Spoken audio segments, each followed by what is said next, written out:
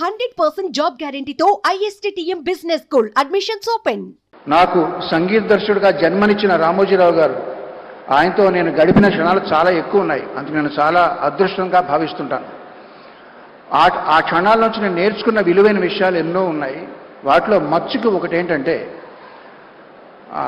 మద్యపాన వ్యతిరేక ఉద్యమంకి ఆయన వంతు కంట్రిబ్యూషన్గా ఆయన రకరకాల ఆర్టిస్టులతో, ఉద్యమకారులతో, రచయితలతో, సంగీత దర్శకులతో, గాయకులతో ఆయన తెలిసిన వాళ్ళందరినీ పిలిచి పాటలు రికార్డ్ చేసి ఆ ఉద్యమానికి సపోర్ట్ చేశారండి. నన్ను కూడా రమ్మని ఒక పాట రికార్డ్ చేయమన్నారు.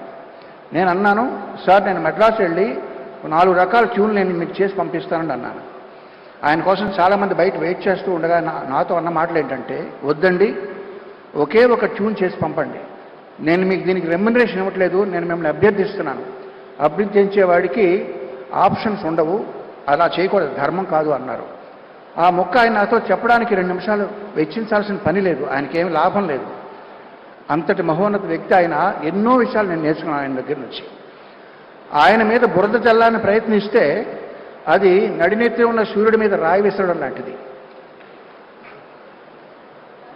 బతికితే ఒక్కరోజైనా రామోజీరావు గారిలా బతకాలని నేను ఒక సభలో అన్నాను.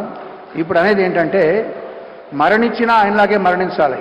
ఎందుకంటే కురుక్షేత్ర సంగ్రామంలో భీష్ముడు తన మరణాన్ని, తన మృత్యుని ఆపి ఉత్తరాయణం వచ్చే వరకు కూడా దాన్ని నిగ్రహించి ఆపారు. ఆయనే ఆపారు ఆయన. అదేవిధంగా తను ఎంతో ప్రేమించే ఆంధ్రప్రదేశ్ కబంధ హస్తాల్లోంచి బయటపడడం ఆయన కళ్ళారా చూసి అప్పుడు నిష్క్రమించారు. అంచేత మరణించినా ఆయనలాగే మరణించాలి.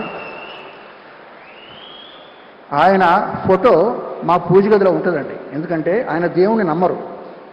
దేవుణ్ణి నమ్మని రామోజీరావు గారి ఫోటో దేవుడు ఉండాల్సిన చోట మా ఇంట్లో ఉంటుంది. ఎంతోమంది జీవితాల్లో వెలుగులు నింపిన ఆయన స్ఫూర్తి నా గుండెలో చిరకాలం ఉంటుంది, బ్రతికినంత వరకు. ధన్యవాదాలు. సుమన్ టీవీలో మీ పర్సనల్ అండ్ బిజినెస్ ప్రమోషన్స్ కోసం కింది నెంబర్కి కాంటాక్ట్ చేయండి.